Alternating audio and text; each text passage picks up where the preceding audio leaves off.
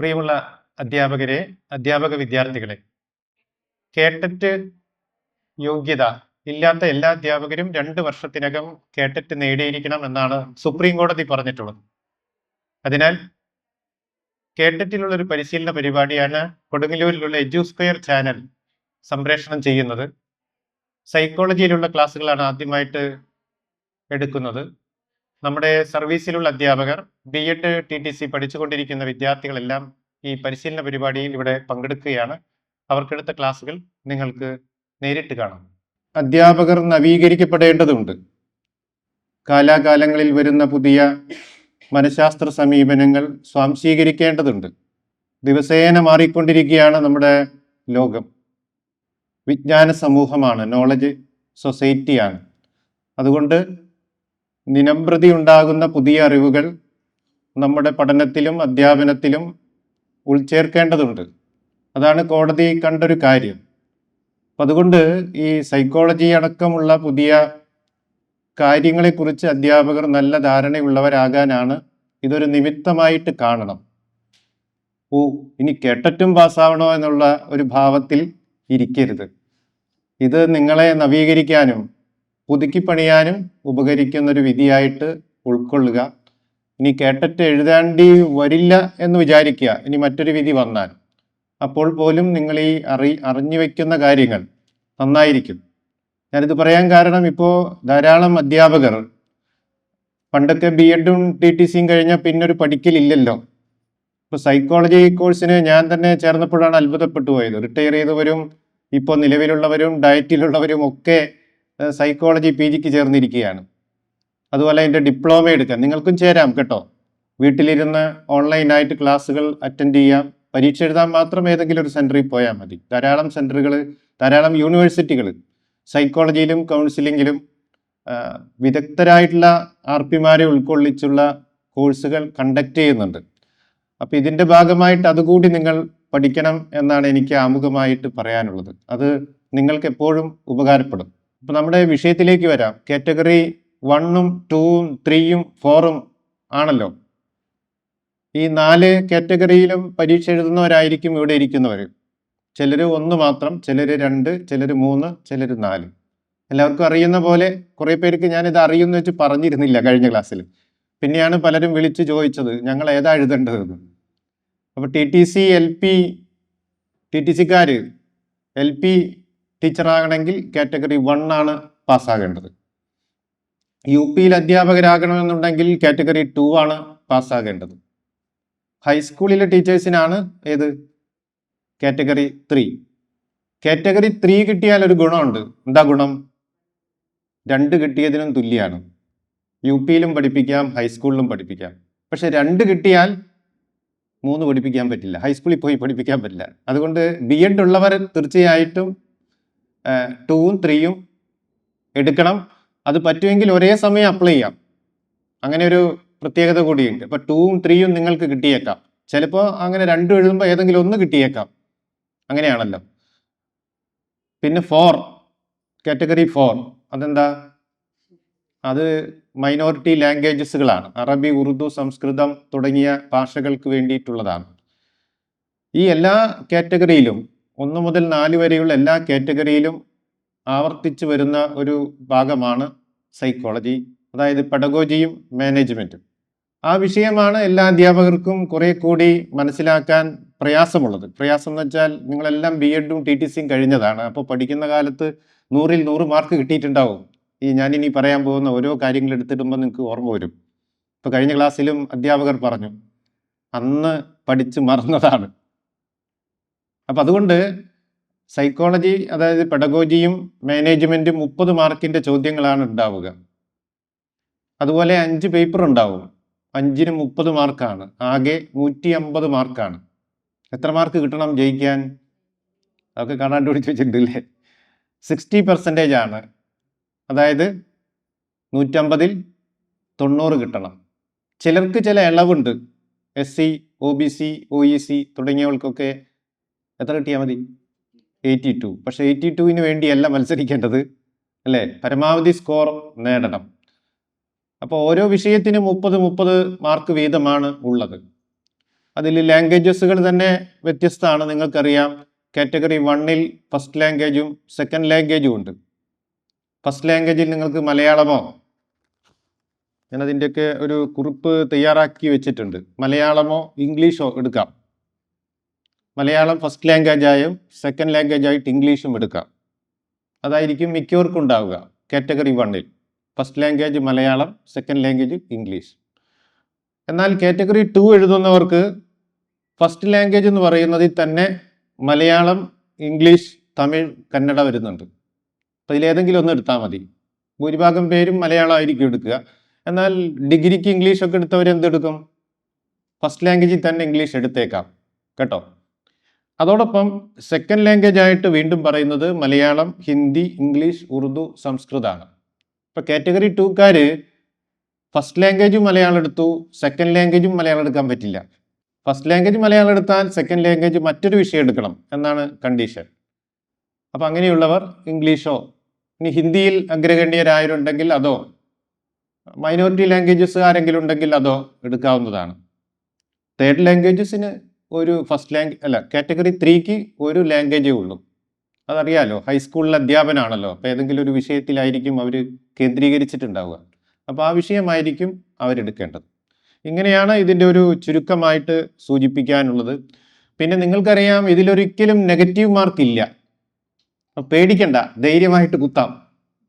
4 choice ഉണ്ടാവും. Multiple choice questions ആണല്ലോ. അതിലേതാണ് കൂടുതൽ ശരി, അതിൽ നിങ്ങൾക്ക് ടിക്കടിച്ച് പോകാം. സമയത്തിന് എഴുതി കഴിയലാണ് മറ്റൊരു പ്രധാനപ്പെട്ട കാര്യം. ഓരോന്നും ഇരുന്നിങ്ങനെ ആലോചിച്ചിരിക്കാൻ പറ്റില്ല. കാരണം പണ്ടൊക്കെ ഡയറക്റ്റ് ക്വസ്റ്റ്യൻസ് ആയിരുന്നു. ആ ഡയറക്റ്റ് ക്വസ്റ്റ്യൻസ് പഠിക്കാൻ എളുപ്പമായിരുന്നു. ഇപ്പോൾ ആപ്ലിക്കേഷൻ ലെവൽ ക്വസ്റ്റ്യൻസ് ആണ് എപ്പോഴും ചോദിച്ചുകൊണ്ടിരിക്കുന്നത്. അതുകൊണ്ട് നിങ്ങൾ പഠിക്കുന്ന കാര്യങ്ങൾ നിങ്ങൾക്ക് പ്രയോഗിച്ച് നോക്കാൻ സാധിക്കുന്നുണ്ടോ എന്നാണ് ചോദ്യകർത്താവ് പരിശോധിക്കുന്നത്. അതുകൊണ്ട് തന്നെ അറിഞ്ഞു പഠിക്കണം എന്നുള്ളതാണ് എനിക്ക് നിങ്ങളോട് എല്ലാവരോടും പറയാനുള്ളത്. അല്ലാതെ പഴയ ചോദ്യവും ഉത്തരവും കുറേ വായിച്ചു പോയിട്ട് നിങ്ങൾക്ക് ഇനി വരുന്ന ഒരു ചോദ്യത്തെ അഡ്രസ്സ് ചെയ്യാൻ സാധിക്കണം എന്നില്ല. സംഭവം എന്താണെന്ന് പിടികിട്ടണം. ഇപ്പോൾ കൺസ്ട്രക്റ്റിവിസം എന്താണ്, ബിഹേവിയറിസം എന്താണ്, സ്ട്രക്ചറലിസം എന്താണ്, ഫണ്ടമെന്റലിസം എന്താണ്, ഇങ്ങനെയുള്ള കുറേ ഇസങ്ങൾ തന്നെയുണ്ട്. അത് തന്നെ പഠിച്ചു വെച്ചാൽ നിങ്ങൾക്ക് നല്ലൊരു ഉൾക്കാഴ്ചയും ധാരണയും ഉണ്ടാവും. ആ ധാരണ ഉണ്ടായിക്കഴിഞ്ഞാൽ നിങ്ങൾക്ക് ഏത് ചോദ്യം എങ്ങനെ ചോദിച്ചാലും ആൻസർ ചെയ്യാൻ പറ്റും. അതുകൊണ്ട് ഞാൻ എൻ്റെ ക്ലാസ്സുകളിൽ എപ്പോഴും ശ്രമിക്കുന്നത് കാര്യം വ്യക്തമായിട്ട് ബോധ്യപ്പെടുത്തി പോവുകയാണ്. അങ്ങനെ ബോധ്യപ്പെട്ട് കഴിഞ്ഞാൽ നിങ്ങൾക്ക് ഏത് ക്വസ്റ്റ്യൻ പേപ്പർ കണ്ടാലും ആൻസർ ചെയ്യാനായിട്ട് സാധിക്കും. അതുകൊണ്ട് നേരിട്ട് വിഷയത്തിലേക്ക് കടക്കുകയാണ്. സൈക്കോളജി. നിങ്ങളുടെ കയ്യിൽ നോട്ട് ബുക്കും പേനയും ഉണ്ടാവുമെന്ന് പ്രതീക്ഷിക്കുകയാണ്. അത്യാവശ്യം നിങ്ങളുടെ രീതിയിൽ നോട്ട് എഴുതിയാൽ മതി. ഞാനൊരു സെൻറ്റൻസ് ആയിട്ടോ അല്ലെങ്കിൽ എഴുതിയെടുക്കൂ എന്ന് പറയുകയോ ഇല്ല. അപ്പം നിങ്ങളുടെ ഒരു രീതിയിൽ, നിങ്ങൾക്ക് മനസ്സിലാവുന്ന രീതിയിൽ നിങ്ങളുടെ ഭാഷയിൽ എഴുതാം. ഇംഗ്ലീഷിലോ മലയാളത്തിലോ എഴുതി വെക്കാം. ഏറ്റവും ആദ്യം ചോദിക്കാനുള്ളൊരു കാര്യം, സൈക്കോളജി എന്ന് പറയുന്നത് എന്താണ്? കുറേ ഡെഫിനിഷൻസ് അന്ന് പഠിച്ചില്ലേ BEdനും TTCക്കും? ഏതെങ്കിലും ഒരു ഡെഫിനിഷൻ ആർക്കെങ്കിലും എഴുന്നേറ്റെന്ന് പറയാൻ പറ്റുമോ? ഇരുന്ന് പറഞ്ഞാൽ മതി. എന്താണ് സൈക്കോളജിയുടെ അർത്ഥം? 2 വാക്കുകൾ ചേർന്നാണ് സൈക്കോളജി ഉണ്ടായതെന്ന് കേട്ടിട്ടില്ലേ? സൈക്കും ലോഗോസ്. സൈക്കോസ് എന്ന് വെച്ചാൽ, സൈക്ക് എന്ന് വെച്ചാൽ മനസ്സ്, ആത്മാവ് എന്നൊക്കെ പറയും അല്ലേ? ലോഗോസ് എന്ന് പറഞ്ഞാൽ പഠനം. അപ്പം മനസ്സിനെ കുറിച്ചുള്ള പഠനം, ആത്മാവിനെ കുറിച്ചുള്ള പഠനം, വ്യവഹാര രൂപങ്ങളെക്കുറിച്ചുള്ള പഠനം, ഇങ്ങനെ 3 സ്റ്റേറ്റ്മെൻ്റ് ആണ് ഏത് സൈക്കോളജി ബുക്ക് തുറന്നാലും ആദ്യം കാണുക. എന്താ നമ്മൾ പറഞ്ഞത്? സൈക്കോളജിയുടെ ഡെഫിനിഷൻ.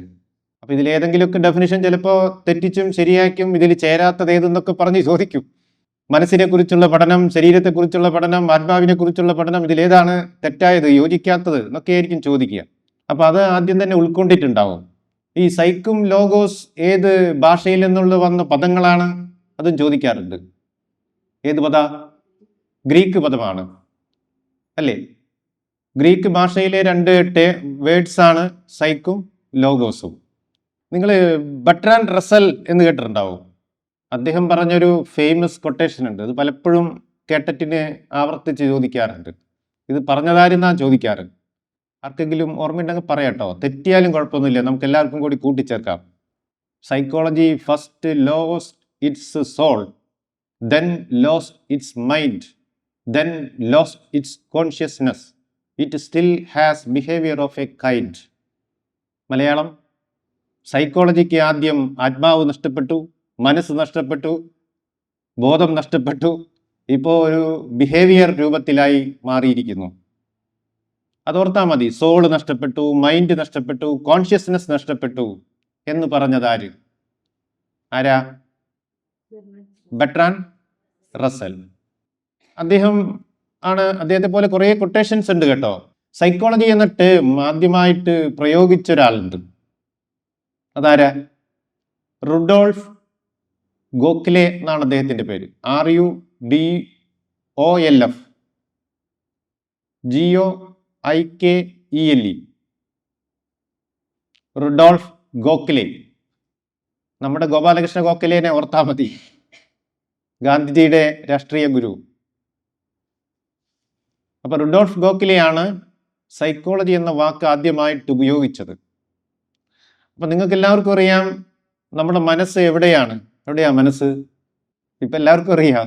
ഞാനൊക്കെ വിദ്യാലയത്തിൽ പഠിക്കുന്ന കാലത്ത് കുട്ടികൾ തമ്മി ചോദിക്കും, എവിടെയാ നിന്റെ മനസ്സ്? അന്ന് എല്ലാവരും വിശ്വസിച്ചിരുന്നത് ഹൃദയത്തിലാണ് എന്നാണ്. കാരണം ഹൃദയമാണല്ലോ പ്രധാനപ്പെട്ട അവയവം.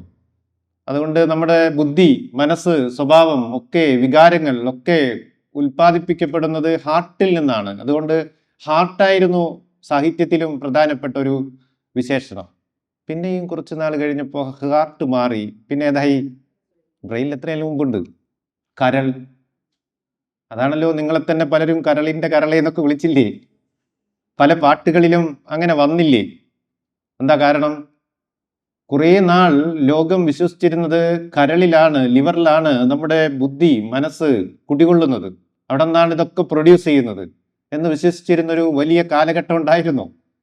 അപ്പൊ ഹാർട്ടാണ്, ലിവറാണ് എന്നൊക്കെ വിചാരിച്ചിരുന്ന കാലത്തു നിന്നാണ് മാറി മാറി ഇപ്പൊ എവിടേക്ക് എത്തി? ബ്രെയിനിലേക്ക് എത്തിയിട്ടുണ്ട്. ഇനിയും മാറുമോ നമുക്ക് പറയാൻ പറ്റില്ല അല്ലെ? ശാസ്ത്രം ഇന്നത് ശരി, നാളെ മറ്റാരെങ്കിലും ഇത് തെറ്റാണെന്ന് സ്ഥാപിക്കുന്നത് വരെ, അതാണല്ലോ സയൻസിന്റെ ഒരു ഡെഫിനിഷൻ. ഓക്കെ, അപ്പോൾ ഞാൻ പറഞ്ഞു വരുന്നത്, നേരത്തെ സൂചിപ്പിച്ച പോലെ ഇന്നത്തെ ക്ലാസ് ബിഹേവിയറിസത്തെ കുറിച്ചാണ്, ചേഷ്ടാവാദം. അപ്പം അതിലേക്ക് എത്തുന്നതിന് മുമ്പ് മറ്റ് 2 ഇസങ്ങൾ ഒന്ന് ഓടിച്ച് പറഞ്ഞു പോകേണ്ടതുണ്ട്. അത് ഇടയ്ക്ക് ചോദിക്കാറുണ്ട്. അതിലൊന്ന് സ്ട്രക്ചറലിസമാണ്. എന്താണ്? ഈ ടേം ഒന്നും കേട്ടിട്ട് പേടിക്കണ്ട കേട്ടോ, നിങ്ങൾക്കത് അന്ന് മറന്നുപോയത് കൊണ്ടാണ്, അന്ന് പഠിച്ചതാണ്. വീണ്ടും അത് ഇടയ്ക്കിടയ്ക്ക് ഓർമ്മിച്ചാൽ ഈ വാക്കുകളൊക്കെ ഇങ്ങനെ ഹൃദയസ്ഥമാകും. ആ ടേം എന്താണ് ഒന്ന് പറഞ്ഞു പോയാൽ നന്നായിരിക്കും. സ്ട്രക്ചറലിസം. മലയാളം ഘടനാവാദം. അത് വില്യം വൂണ്ടാണ്. വില്യം വൂണ്ട് കേട്ടിട്ടുണ്ടോ? വില്യം വൂണ്ടാണ് ആദ്യമായിട്ടൊരു എക്സ്പെരിമെന്റൽ ലാബ് സൈക്കോളജിക്ക് വേണ്ടി ക്രമീകരിച്ചത്. ആദ്യമായിട്ടൊരു ശാസ്ത്ര പരീക്ഷണശാല മനഃശാസ്ത്രത്തിന് വേണ്ടി. നിങ്ങൾ ലാബിലൊക്കെ പോകാറുണ്ടല്ലോ, രക്തം, മറ്റ് സാധനങ്ങളൊക്കെ പരിശോധിക്കാൻ. മനസ്സ് പരിശോധിക്കാൻ ഒരു ലാബറട്ടറി, അങ്ങനെ ആലോചിച്ചാൽ മതി. എന്തൊരു കൗതുകമായിരിക്കും അല്ലേ? അങ്ങനെ മനസ്സ് പരിശോധിക്കാനുള്ള ആ ലാബറട്ടറിയുടെ പേരെന്താണ്? അതും ചോദിക്കാറുണ്ട്. ഓർമ്മയുള്ളവർക്ക് പറയാം. ലിപ്സിക് എന്നാണ്.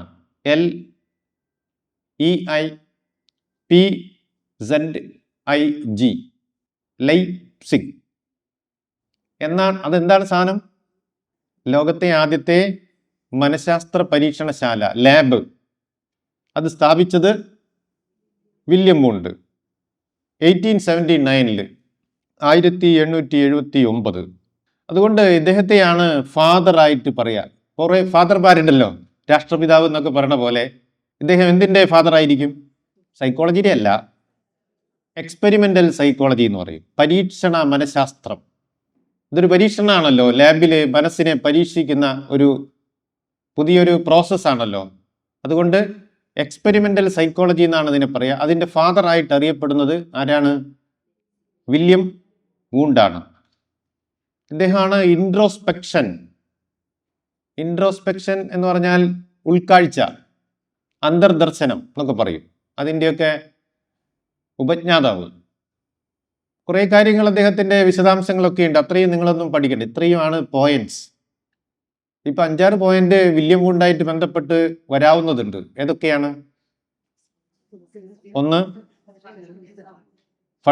Structuralism, father of experimental psychology, psychological lab, ആ ലാബിന്റെ പേര്, വർഷം.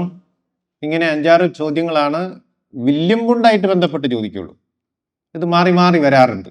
ഒരു വർഷം ഒരെണ്ണം ചോദിച്ചാൽ അടുത്ത വർഷം വേറെ ചോദിക്കും. വില്യം വുണ്ട് ഇല്ലാണ്ടൊരു ക്വസ്റ്റ്യൻ പേപ്പർ കണ്ടിട്ടില്ല പലപ്പോഴും. ഇനി അടുത്തത് ഫങ്ഷണലിസം. ഈ സ്ട്രക്ചറലിസം എഴുതിയതിൻ്റെ അടിയിൽ അല്പം സ്ഥലം വിട്ടോളൂ. എന്തിനായിരിക്കും? നിങ്ങൾക്ക് എന്തെങ്കിലും പോയിന്റ് എവിടെന്നെങ്കിലും വായിക്കുമ്പോൾ സ്ട്രക്ചറലിസത്തെ കുറിച്ച് കിട്ടിയാൽ ഇവിടെ എഴുതി ചേർക്കണം കേട്ടോ. ഇപ്പോൾ നമ്മൾ രണ്ടാമത് പറയുന്നത് ഫങ്ഷണലിസം. വില്യം ജെയിംസ് ആണ് അതിൻ്റെ ഉപജ്ഞാതാവ്. William James. അദ്ദേഹം ഒരു പുസ്തകം എഴുതി. ആ പുസ്തകത്തിൻ്റെ പേരാണ് ചോദിക്കാറ്. വില്യം ജെയിംസ് എഴുതിയ ബുക്ക്, അല്ലെങ്കിൽ ആ ബുക്ക് വന്നിട്ട് അത് എഴുതിയതാരെന്ന് ചോദിക്കും. ഒരു ഫേമസ് ബുക്കാണ്. പ്രത്യേകിച്ച് ഈ 1800-കളിൽ അതിൻ്റെ അവസാനം ലോകത്ത് മുഴുവൻ ചർച്ച ചെയ്തൊരു വലിയ വിഖ്യാതമായ പുസ്തകമാണ്. ദ പ്രിൻസിപ്പിൾ ഓഫ് സൈക്കോളജി എന്നാണ് ആ പുസ്തകത്തിൻ്റെ പേര്. Principle of psychology.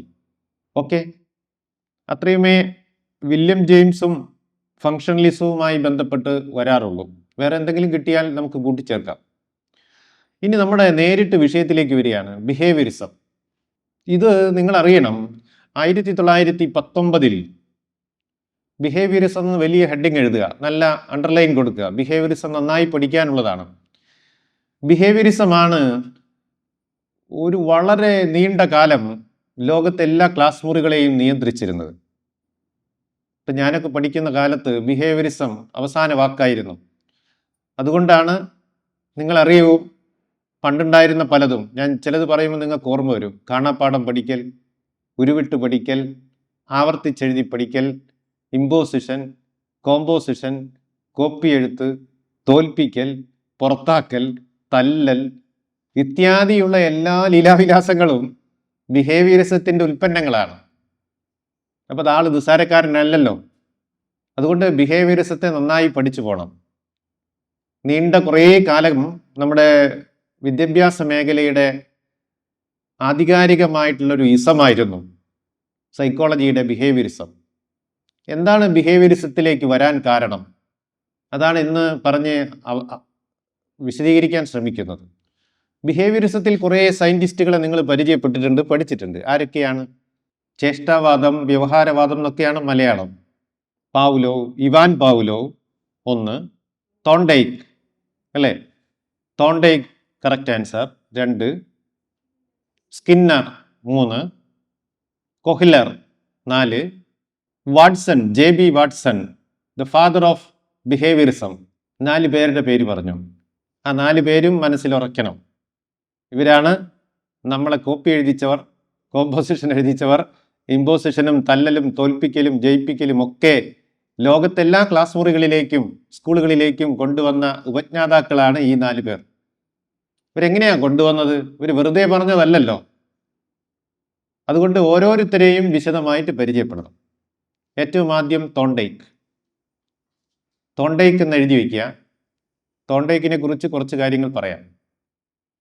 എന്തറിയാം? തോണ്ടൈക്കിനെ കുറിച്ച് എന്തറിയാം? അദ്ദേഹം നിങ്ങൾക്ക് പരിചയമുള്ളതുപോലെ ഒരു പ്രശ്ന പേടകം, പസിൽ ബോക്സ് ഉണ്ടാക്കി. ഏറ്റവും ആദ്യം നിങ്ങൾക്ക് കാണാൻ സാധിക്കുന്നുണ്ടോ? അത് ഒരു എലിപ്പെട്ടി പോലെ ഒരു വലിയ ബോക്സ് ഉണ്ടാക്കി, ഇരുമ്പ് കൊണ്ട് അടച്ചിട്ടു. അതിനുള്ളിൽ ഒരു ജീവിയെ ഇട്ടു. ഏതാ ജീവി? എലിയല്ല, പൂച്ച. അപ്പോൾ പൂച്ചയ്ക്ക് ഓടി നടക്കാൻ മാത്രം സ്പേസ് ഉള്ള നല്ലൊരു വിസ്താരമുള്ളൊരു ബോക്സാണ്, പസിൽ ബോക്സാണ് ആരുണ്ടാക്കിയത്? തോണ്ടൈക്ക് ഉണ്ടാക്കിയത്. തോണ്ടൈക്കിൻ്റെ ഈ പസിൽ ബോക്സിൽ പൂച്ചയെ ഇട്ടു.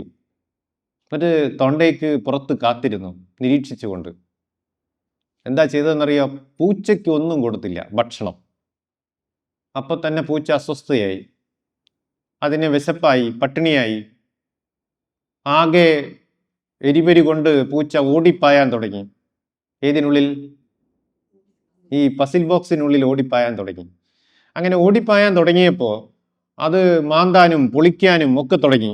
ഈ ബോക്സ് പൊളിച്ച് പുറത്തേക്ക് വരണതിന്. കാരണം അത്ര വിശപ്പ്, സഹിക്കാൻ പറ്റാത്ത ഏറ്റവും വലിയൊരു പ്രശ്നമാണല്ലോ വിശപ്പ്. നമ്മളത് അനുഭവിച്ചിട്ടില്ല, അതുകൊണ്ട് നമുക്ക് അതിൻ്റെ കാഠിന്യം, തീവ്രത അറിയില്ല. പൂച്ചയ്ക്ക് വളരെ വലിയ വിശപ്പായപ്പോൾ കേജ്, ആ പസിൽ ബോക്സ് പൊളിക്കാൻ ശ്രമിക്കുന്നതിനിടയിൽ എവിടെയോ ചെന്ന് തൊട്ടിയപ്പോൾ അവിടെ ഏതോ ഒരു ലിവർ താന്നപ്പോൾ അതിന് ഫുഡ് കിട്ടി. അവിടെ ഒരു മീൻ കഷ്ണം വെച്ചിരുന്നു. അപ്പൊ എങ്ങനെയാ പൂച്ചയ്ക്ക് കിട്ടിയത്? പൂച്ച കുറേ ശ്രമിച്ചപ്പോഴാണ്, റിപ്പീറ്റേഷൻ നടന്നു, ഒരുപാട് ആവർത്തനം നടന്നു. അതിനിടയിൽ എങ്ങോ പോയി തൊട്ടപ്പോഴാണ് പൂച്ചയ്ക്ക് എന്ത് കിട്ടിയത്? ഫുഡ് കിട്ടിയത്. നോക്കൂ, അന്ന് പൂച്ച ആ മീൻ കഷ്ണം തിന്ന് വിശപ്പടക്കി സുഖമായി കിടന്നുറങ്ങി. പിറ്റേ ദിവസവും തോണ്ടയ്ക്ക് പൂച്ചയ്ക്ക് ഒന്നും കൊടുത്തില്ല. അങ്ങനെ ദിവസങ്ങൾ വീണ്ടും കഴിഞ്ഞു. രണ്ടാമത്തെ ദിവസമായപ്പോൾ പൂച്ച വീണ്ടും വിശന്നപ്പോൾ എന്ത് ചെയ്തിട്ടുണ്ടാവും? ഓടി പായാൻ തുടങ്ങി. അന്നും ഇതുപോലെ കുറേ ശ്രമിച്ചപ്പോൾ അറിയാതെ ചെന്ന് അവിടെ തന്നെ ചെന്ന് തൊട്ടപ്പോൾ അവിടെ നിന്ന് തന്നെ എന്ത് വീണ്ടും കിട്ടി? മീൻ കഷ്ണം കിട്ടി. സെക്കൻഡ് ഡേ, തേർഡ് ഡേ ആയപ്പോൾ പൂച്ചയ്ക്ക് തിരിച്ചൊക്കെ മനസ്സിലാവാൻ തുടങ്ങി. ഇങ്ങനെ ഓടാനും ചാടാനും മാന്താനും പൊളിക്കാനൊന്നും നിൽക്കണ്ട, എന്ത് ചെയ്താൽ മതി? വിശക്കുമ്പോൾ ഇവിടെ എവിടെയോ ഒരു ലിവർ ഉണ്ട്, അത് മറ്റൊന്ന് തൊട്ടാൽ കിട്ടും, അവിടെയാണോ ഇവിടെ, അപ്പോൾ ആ ഭാഗം മാത്രം കേന്ദ്രീകരിക്കാൻ തുടങ്ങി. അങ്ങനെ അല്പസമയത്തിന് ശേഷം അത് മൂന്നാമത്തെ ദിവസം കുറച്ചുകൂടി വേഗത്തിൽ ഫുഡ് കരസ്ഥമാക്കി. ദെൻ പിന്നെന്ത് സംഭവിച്ചിട്ടുണ്ടാവും? എപ്പോഴൊക്കെ വിശക്കുന്നോ അപ്പോഴൊക്കെ പോയി ആ ലിവറിലേക്ക് പതുക്കെ പോയി നടന്ന്, ഒരു ഓടലും ചാടലും മാന്തലും പൊളിക്കലും ഒന്നുമില്ല, പതുക്കെ പോയി തൊട്ട് ഫുഡ് കരസ്ഥമാക്കും. പൂച്ച പഠിച്ചു. എങ്ങനെ പഠിച്ചു? ആവർത്തിച്ചാവർത്തിച്ച് ചെയ്യിച്ചപ്പോൾ പഠിച്ചു. അതുകൊണ്ടാണ് പണ്ട് ടീച്ചർമാർ തെറ്റിയാൽ 100 പ്രാവശ്യം ഇമ്പോസിഷൻ എഴുതിച്ചിരുന്നത്, നാളെ 50 പ്രാവശ്യം എഴുതി വാ എന്ന് പറഞ്ഞിരുന്നത്. കാരണം റിപ്പീറ്റേഷനിലൂടെ പഠിക്കും, ആവർത്തനത്തിലൂടെ പഠിക്കും, ഉരുവിട്ട് പഠിക്കും എന്ന ഒരു കൺസെപ്റ്റ് ലോകത്ത് ഉണ്ടായത് ഈ തോണ്ടയ്ക്കിൻ്റെ പൂച്ച നടത്തിയ പരീക്ഷണത്തിൽ നിന്നാണ്, അല്ലേ?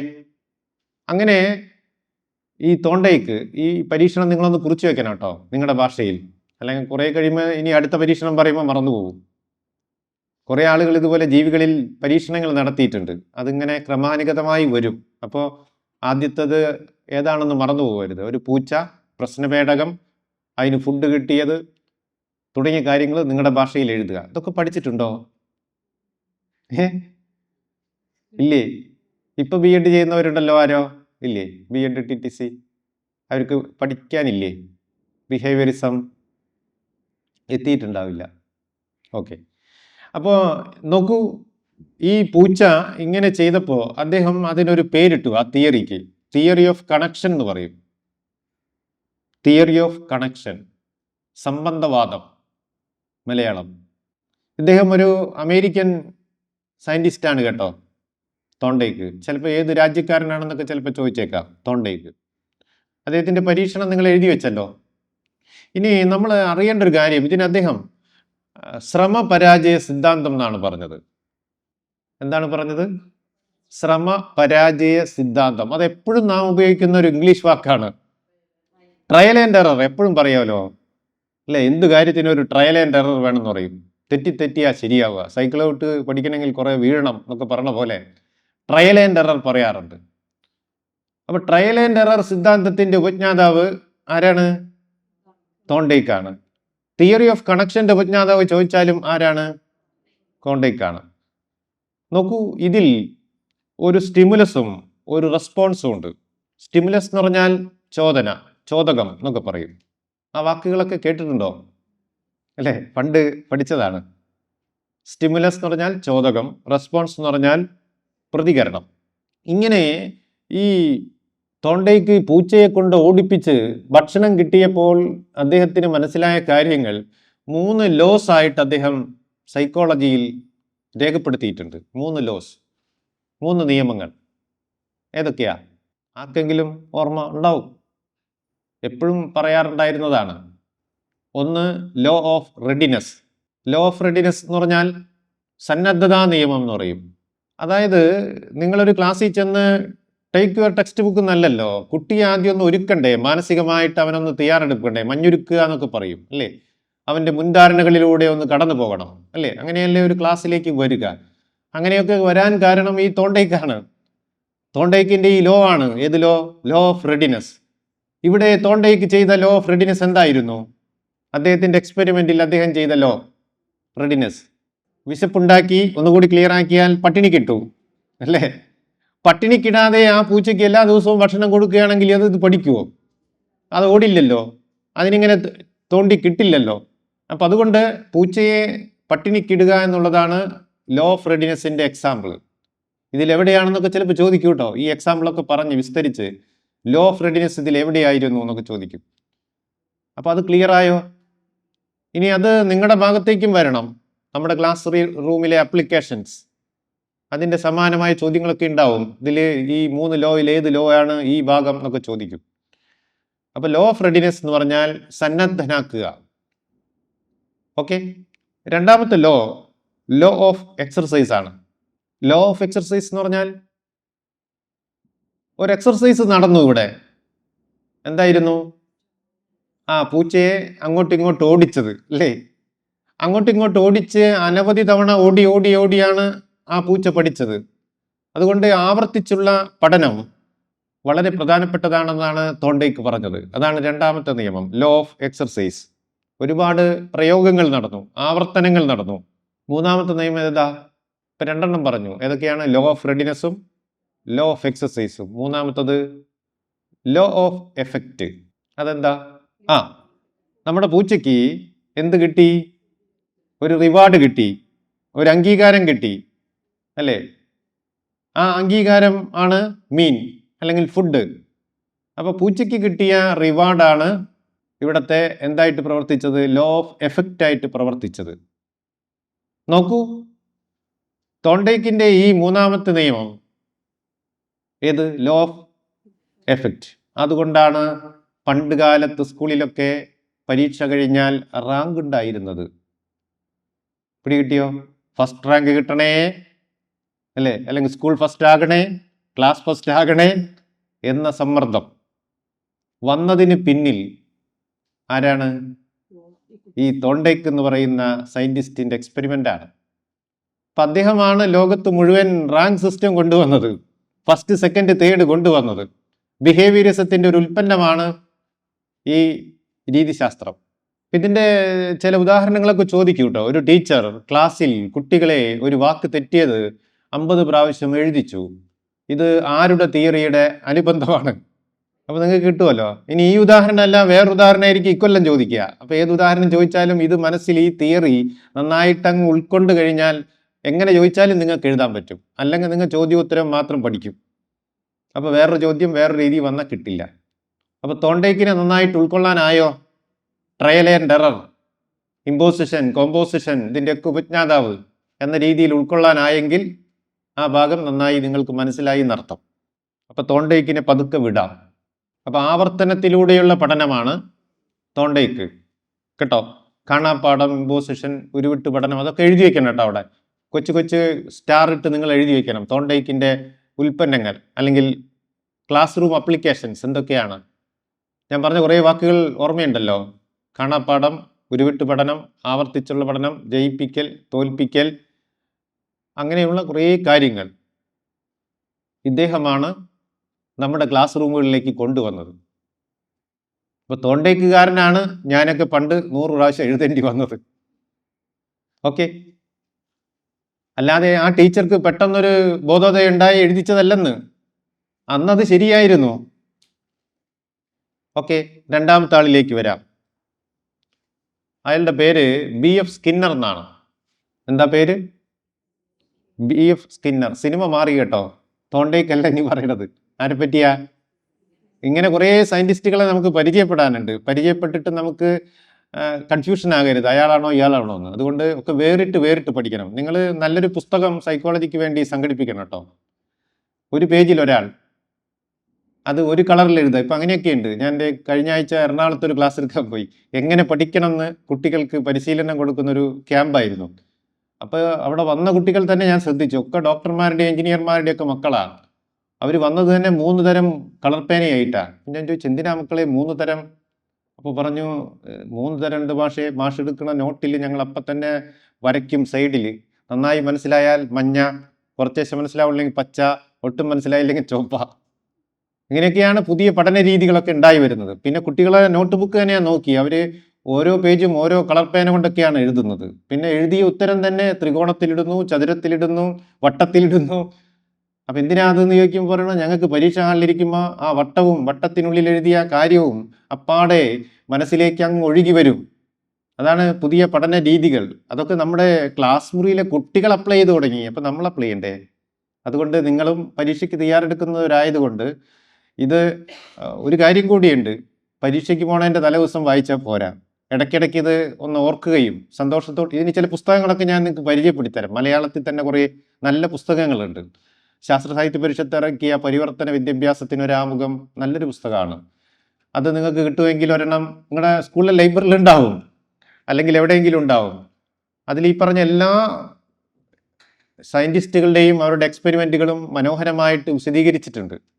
ഞാൻ പറഞ്ഞതിനേക്കാൾ നന്നായിട്ട് നിങ്ങൾക്കത് വ്യക്തമാകാനും സാധിക്കും. ഇപ്പം രണ്ടാമത്തെ സയൻറ്റിസ്റ്റിലെത്തി. ആരാ? സ്കിന്നർ. ആള് ഭയങ്കര ഒരു പരീക്ഷകനായിരുന്നു കേട്ടോ. ഈ പ്രശ്നപേടകം ഉണ്ടാക്കിയ പോലെ ഇദ്ദേഹം ഉണ്ടാക്കിയത് എന്താണെന്നറിയോ? ഒരു മുറിയിൽ ധാരാളം സ്വിച്ചുകൾ ഘടിപ്പിച്ചു. ആദ്യം മനസ്സിലാക്കൂ, എന്നിട്ട് എഴുതാം. ധാരാളം സ്വിച്ചുകൾ, എവിടെ നോക്കിയാലും സ്വിച്ച്. അങ്ങനെയുള്ളൊരു കേജ്. ആ കേജിനുള്ളിൽ അദ്ദേഹം ഒരു ജീവിയെ ഇട്ടു. ഏതാ ജീവി? പൂച്ചയും പട്ടിയൊന്നുമല്ല, പ്രാവ്. എന്താണ്? പ്രാവിനെ ഇട്ടു. പ്രാവിൻ്റെ പണി നിങ്ങൾക്കറിയാം. ആഹാരം കിട്ടാതെ വന്നാൽ അതിന് കൊത്തലാണല്ലോ, അതിൻ്റെ ചുണ്ട് ബീഡ് കൊണ്ട്. അപ്പം അത് നടന്ന് നടന്ന് കൊത്തും. അതിനെയും നമ്മുടെ തൊണ്ടയ്ക്ക് ചെയ്തതുപോലെ പട്ടിണി കിട്ടു. അപ്പോൾ അതിന് വിശന്നപ്പോൾ അത് അവിടെ ഇവിടെയൊക്കെ പോയി കൊത്താൻ തുടങ്ങി. ചുറ്റിലും എന്തു തന്നെയാണ്? സ്വിച്ചുകളാണ്. പക്ഷെ ഒരു പ്രശ്നം, ആ സ്വിച്ചുകളിൽ ചില സ്വിച്ചുകളിൽ കൊത്തിയപ്പോൾ ഈ പ്രാവിന് ഷോക്കടിച്ചു. അങ്ങനെയാണ് കണക്ട് ചെയ്ത് വെച്ചിരുന്നത്. ചില സ്വിച്ചുകളിൽ കൊത്തിയപ്പോൾ അതിന് ധാന്യം കിട്ടി. അപ്പൊ രണ്ടുമുണ്ട്, ഇടകലർത്തിയാ വെച്ചത്.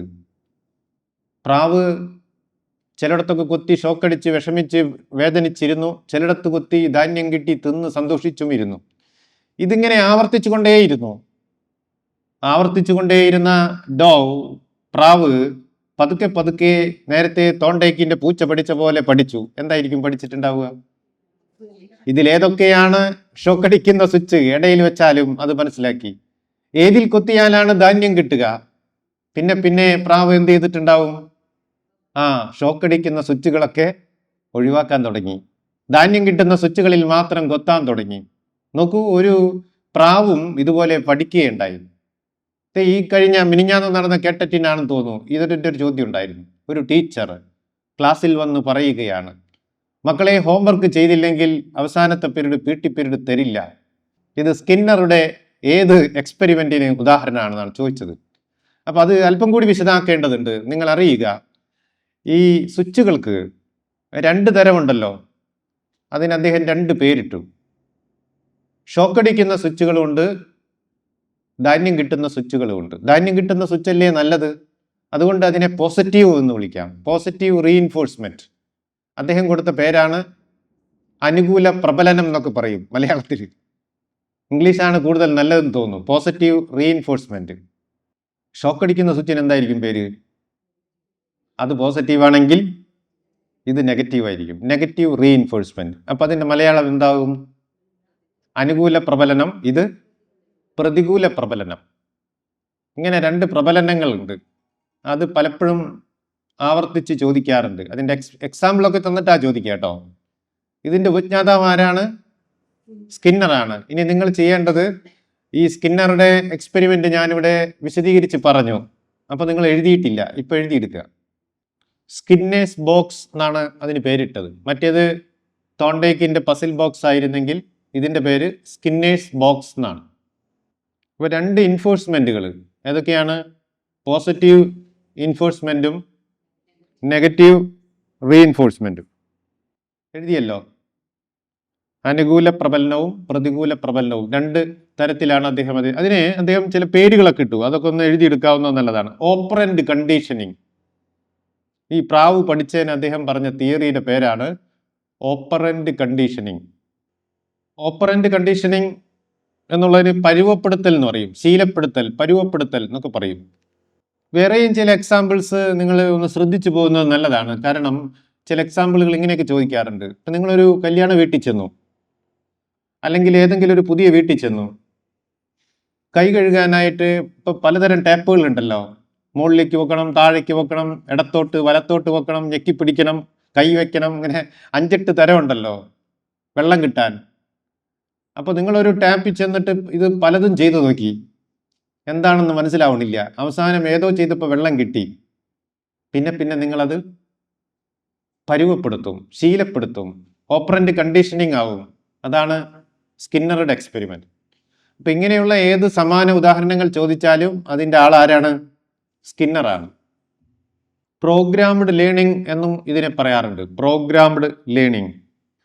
നോക്കൂ, ഈ സ്കിന്നറെ പറ്റി വായിക്കുമ്പോൾ നമുക്ക് അത്ഭുതം തോന്നും. അദ്ദേഹം എന്താ പറയുക, ഇതിനു വേണ്ടി ഒരു ജീവിതം തന്നെ ഉഴിഞ്ഞു വെച്ച ഒരു ശാസ്ത്രജ്ഞനാണ്.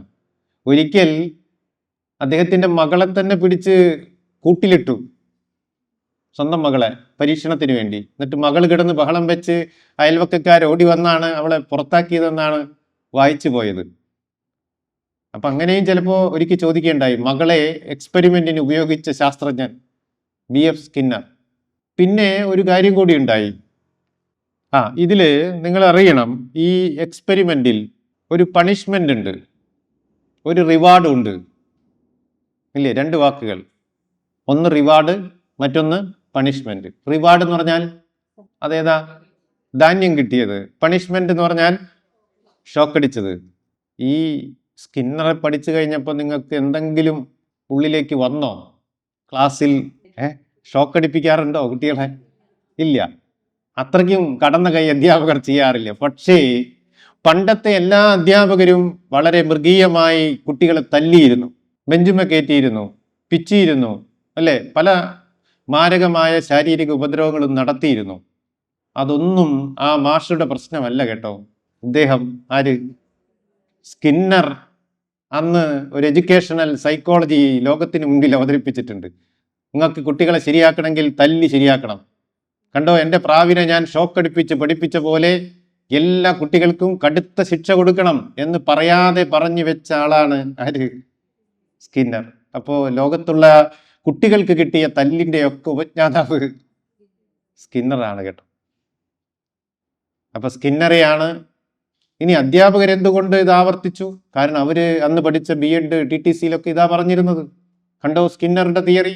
കാണാതെ പഠിക്കണം, ഇങ്ങനെ ശിക്ഷകൾ കൊടുക്കണം, അങ്ങനെയാണ് നിങ്ങൾ ക്ലാസ്സിൽ ചെന്നാൽ ചെയ്യേണ്ടതെന്നാണ് അന്ന് B.Ed TTC സെന്ററിൽ നിന്ന് പറഞ്ഞു വിട്ടിരുന്നത്. അതുകൊണ്ടാണ് നിങ്ങളുടെയും എൻ്റെയും ഗുരുനാഥാക്കന്മാർ അങ്ങനെ ചെയ്തത്.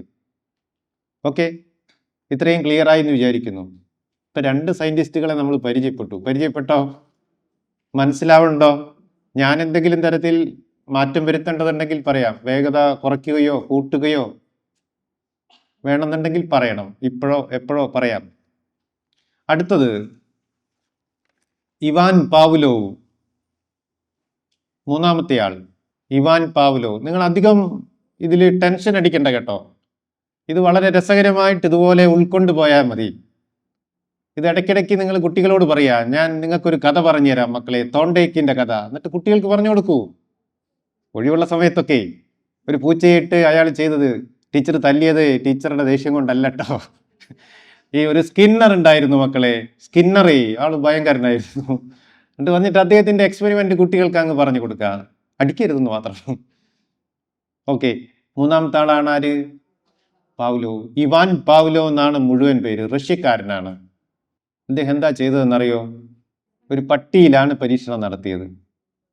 പട്ടി, നായ. എന്താ ചെയ്തത്? വായിൽ നിന്ന് ഉമിനീര് വരുന്ന ഒരു പ്രധാന ജീവിയാണല്ലോ നായ. അതുകൊണ്ടാണ് അദ്ദേഹം നായയെ തിരഞ്ഞെടുത്തത്. നായ അവിടെ കിടക്കുകയായിരുന്നു, ഇയാൾ ഇപ്പുറത്തിരിക്കും. അങ്ങനെ കുറേ ദിവസം നായയുമായിട്ട് അദ്ദേഹം കൂട്ടുകൂടി. പിന്നെ അദ്ദേഹം ഒന്ന് മണിയടിക്കും. ഒരു മണിയുണ്ട്, ഒരു ബെല്ല്.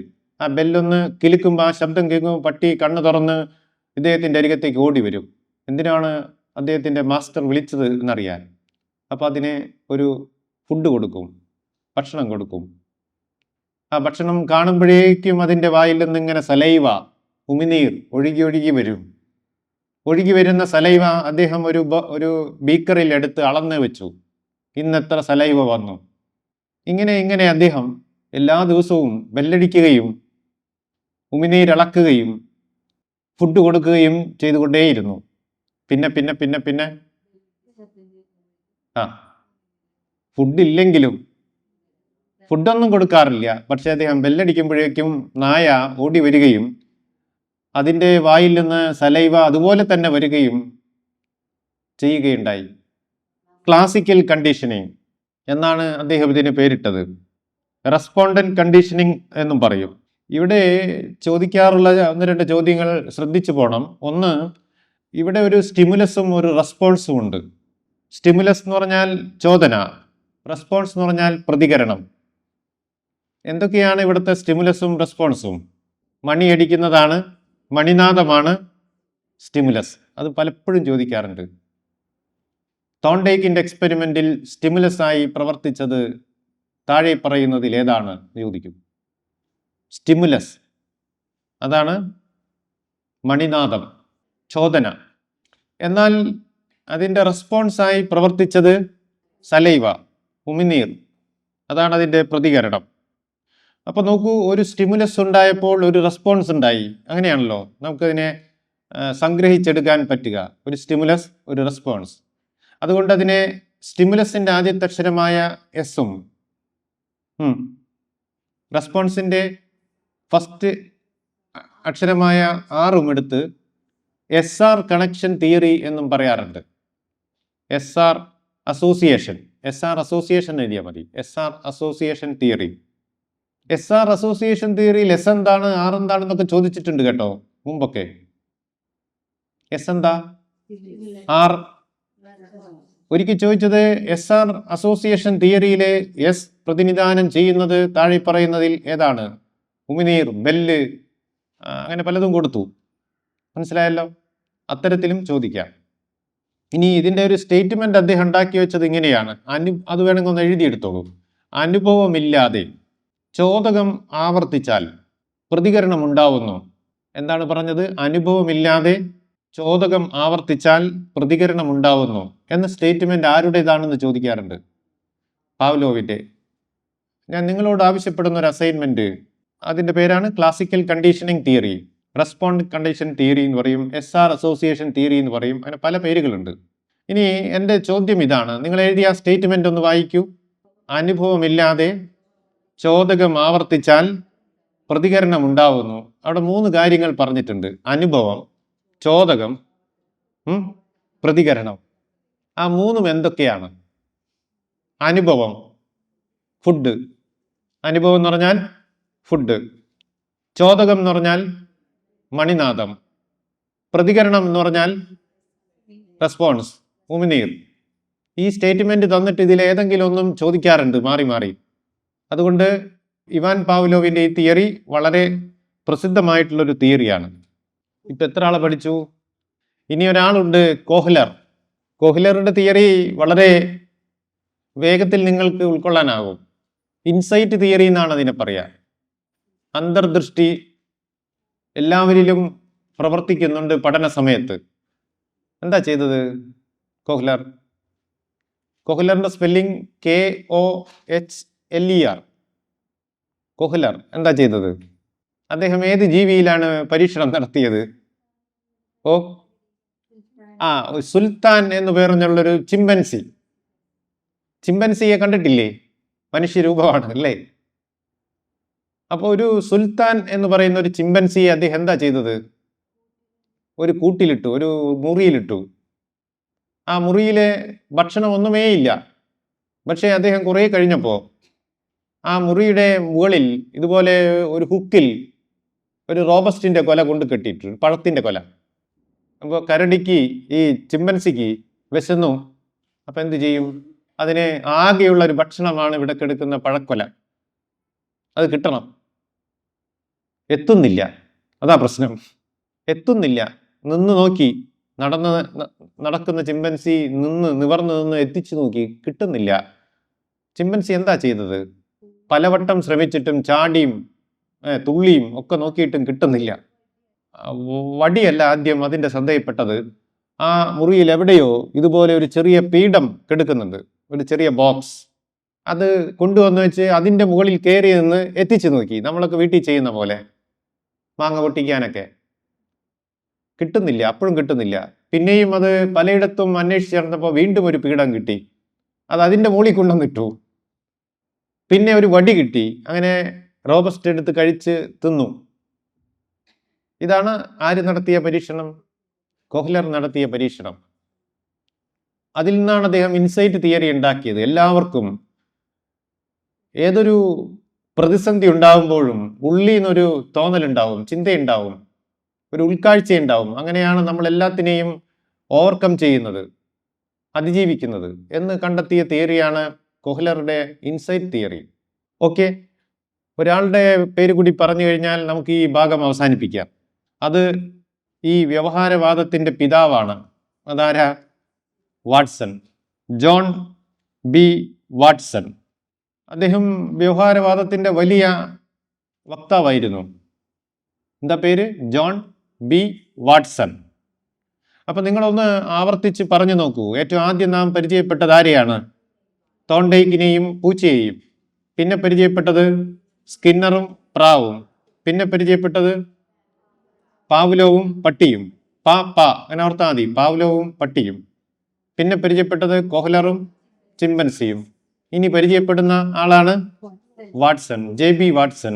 അദ്ദേഹമാണ് ഈ നമ്മൾ ഇത്രയും നേരം പറഞ്ഞതിൻ്റെയൊക്കെ ഉപജ്ഞാതാവ്, പിതാവ് എന്നറിയപ്പെടുന്നു. അദ്ദേഹം ഒരു ഗംഭീര പുസ്തകം എഴുതി, psychology from the stand point of A behaviourist എന്നായിരുന്നു ആ പുസ്തകത്തിൻ്റെ പേര്. Psychology from the stand point of A behaviourist. ആ പുസ്തകത്തിൻ്റെ പേര് പറഞ്ഞിട്ട് അതാരാണ് എഴുതിയതെന്ന് ചോദിക്കാറുണ്ട്. JB Watson. 1919 1919 അദ്ദേഹം അത് എഴുതിയത്. ഇദ്ദേഹത്തിൻ്റെ ഈ പുസ്തകം അക്കാലത്ത് നേരത്തെ സൂചിപ്പിച്ച പോലെ അധ്യാപക വിദ്യാർത്ഥികളൊക്കെ പഠിച്ചിരുന്ന ആധികാരിക ഗ്രന്ഥമാണ് ഈ പുസ്തകം. അദ്ദേഹം ഇതൊക്കെ ചെയ്തതിനിടയിൽ അവസാന കാലത്ത് ഒരു സംഭവം ഉണ്ടായി. എന്താണ് സംഭവം എന്നറിയോ? അദ്ദേഹത്തിൻ്റെ 11 മാസം പ്രായമുള്ള കൊച്ചുണ്ട്. അദ്ദേഹത്തിന് പേര് ആൽബർട്ട്. എന്താ ഉണ്ടായത്? ആർക്കെങ്കിലും ഓർമ്മയുണ്ടോ? അതൊരു അത്ഭുതമായിരുന്നു ലോകത്തിൽ. എന്താ അത്ഭുതം? അദ്ദേഹത്തിൻ്റെ മകനായ ആൽബർട്ട് കളിച്ചു കൊണ്ടിരിക്കുകയായിരുന്നു വീട്ടിൽ. അപ്പോൾ കുറേ പാവകൾ ഉണ്ടായിരുന്നു. കുട്ടികളാണല്ലോ, ചെറിയ പ്രായമാണല്ലോ. അപ്പോൾ കുറേ പാവകളുടെ ഇടയിൽ അതിങ്ങനെ ഓരോ പാവയെയും മടിയിലെടുത്ത് വയ്ക്കുകയും കളിക്കുകയും ഒക്കെ ചെയ്യുന്നൊരു സമയമാണ്. അതിനിടയിൽ എങ്ങനെയോ ഈ പാവകൾക്കിടയിൽ ഒരു വെള്ളലി വന്നു പെട്ടു. എന്താ വന്നു പെട്ടത്? വെള്ളലിയുടെ കണ്ണുകൾ കണ്ടിട്ടില്ലേ? വെള്ളാരം കണ്ണുകൾ അല്ലേ? അത് ഈ കൊച്ചിനെ നോക്കി അങ്ങ് ഇരിക്കുകയാണ് വെള്ളലി. ഈ കൊച്ചും അതിനെ നോക്കിയിരിക്കുകയാണ്. അന്യോന്യം നോക്കിയിരിക്കുന്നതിനിടയിൽ വെള്ളലി ഇടയ്ക്കിടയ്ക്ക് ഒച്ച ഉണ്ടാക്കാൻ തുടങ്ങി. വെള്ളലിയുടെ ഒച്ച. ആ ഒച്ച കേട്ടപ്പോൾ കുട്ടി പകച്ചുപോയി, പേടിച്ചുപോയി. അങ്ങനെ അദ്ദേഹം മനസ്സിലാക്കിയ ഒരു കാര്യം, ഈ കുട്ടിക്ക് പിന്നീട് എപ്പോഴും ഭയമാണ്. എന്ത് കാണുമ്പോൾ? എന്ത് കാണുമ്പോഴും. വെള്ള കടലാസ് കണ്ടാലും, വെള്ള പാവ കണ്ടാലും, വെള്ള എലി കണ്ടാലും, വെള്ള രൂപത്തിലുള്ള എന്ത് കണ്ടാലും കുട്ടിക്ക് ഭയം. ഇതൊരു ടേണിംഗ് പോയിന്റ് ആയിരുന്നു. നന്നായി ശ്രദ്ധിച്ചോണം.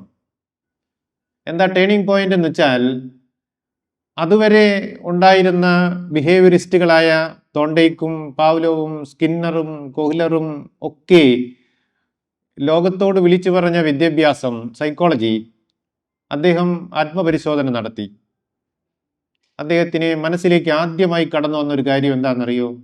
ഈ എല്ലാ സയന്റിസ്റ്റും നടത്തിയ പരീക്ഷണങ്ങളൊക്കെ ജന്തുക്കളിലല്ലേ? അല്ലേ? പട്ടിയും പൂച്ചയും ചിമ്പൻസിയും, ഇനി പറയാത്ത കുറേ ആളുകളുണ്ട്, ഞാനിവിടെ എല്ലാവരെയും പറഞ്ഞിട്ടില്ല.